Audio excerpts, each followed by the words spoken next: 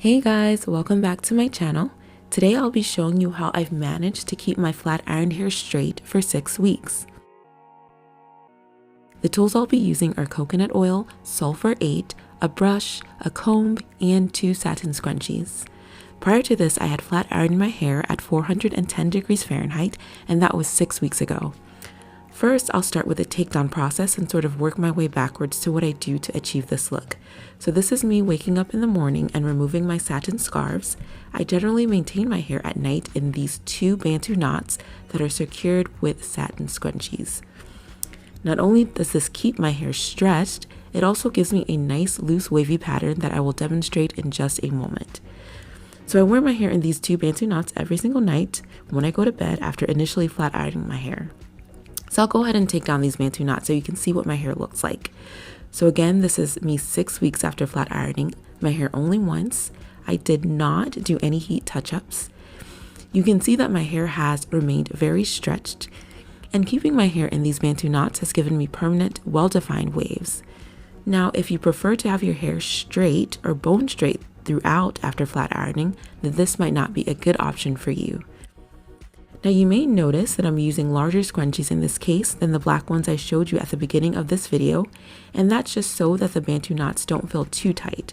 I would encourage you to use larger scrunchies if necessary to decrease the amount of tension you feel at the Bantu knot. Now I'm just fluffing and separating the hair to give me more volume. So this is what my hair looks like after I have fluffed and separated it to my liking. You can also do more, but I tend to choose not to, mostly out of laziness. So as someone who generally has significant scalp issues, particularly dandruff, you can see that with the exception of a few flakes here and there, I generally did not have any issues. I have sulfur 8 to thank for that, and I will show you how I use this nightly or every other night in just a moment. You can also see that in 6 weeks, I can clearly see where my new growth is relative to the flat ironed hair. Next, I'll show you my nightly maintenance routine. In the first part of my maintenance routine, I apply sulfur 8 to my scalp as shown. Again, I'm only applying it to my scalp. I find this helps me tremendously with scalp itchiness and or flakes. I tend to apply this about every other night, sort of alternating the areas of focus. As an alternative to sulfur 8 original formula, something with a less medicinal smell is the sulfur 8 light formula. So you can try that, and that's in the light blue bottle. So here you just see me applying the sulfur 8 to different portions of my scalp using my index finger. Next, I divide my hair down the middle into half and apply a small amount of coconut oil to the length of my hair, smoothing out my hair in the process. And this is in preparation for placing the hair into Bantu knots before going to bed. Then I go ahead and twist my hair into a Bantu knot as shown. As you can see, I am twisting the hair firmly, applying a modest amount of tension before wrapping it into the Bantu knot at the base of my head. Next, I placed a satin scrunchie around the Bantu knot, wrapping around twice to secure it. Again, you can use as large of a scrunchie as you need to make sure the hair is secure but not too tight.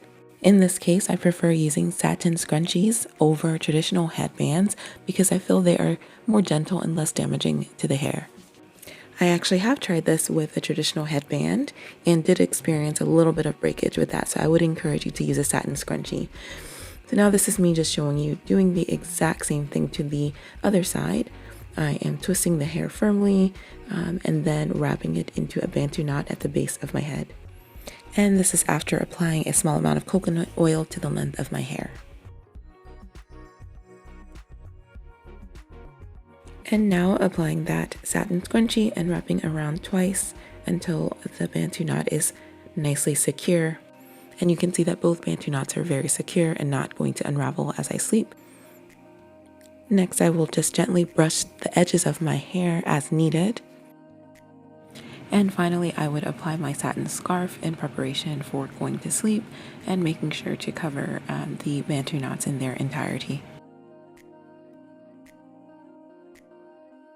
So here is some additional footage of my nightly routine on another day, just to show some examples of when I would comb my hair before placing my hair into the Bantu knots. So this is a few days before my prior footage when I was out and about. My hair probably got a bit frizzier, as you can see. On a day like this, I would definitely comb my hair before placing it into Bantu knots. First, I brush the hair to smooth the edges.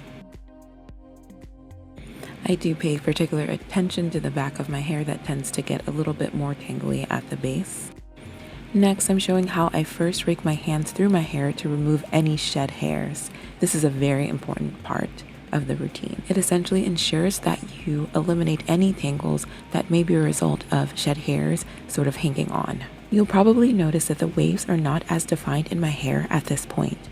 On days when I comb out the previous waves before putting the hair into Bantu knots, I do lose some of that wave definition, so keep that in mind. After raking the hair with my fingers, I then move on to using the comb to smooth the hair and remove any additional shed hairs. I start from the ends of my hair and move slowly up to the roots, removing shed hairs as I go along. I actually use the comb probably about once a week, and this is very effective at keeping the hair detangled and removing any shed hairs.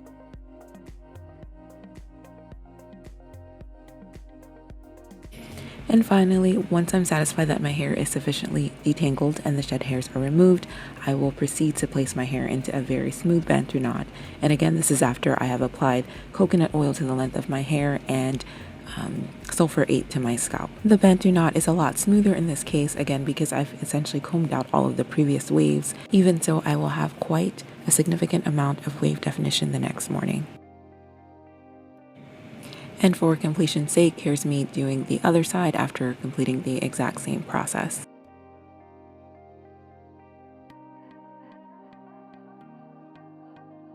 That's it, guys. That's how I maintain my flat iron hair and keep it looking good for up to 6 weeks. On a day-to-day basis, while at work in the hospital, I don't actually wear my hair down. So I would actually place my hair up in a clip. So I'll show you how I do that here. As you can see, I'm just sort of twisting the hair up, and then I'm going to clip it with a hair clip and add a couple of bobby pins to secure it further. Even though I wear it up, it's nice to know that I have some wave definition if I ever decide to wear it down. Even when wearing my hair straight, I tend to prefer having some waves or curls as opposed to a bone straight look. And finally, you can see on my subsequent wash day, I had absolutely no heat damage. My type 4 hair has just as much shrinkage as ever. And again, this was after flat ironing at 410 degrees Fahrenheit once. I hope you guys enjoyed this video. I'd love to hear how you maintain your flat iron hair, so definitely comment below. And as always, thank you for watching.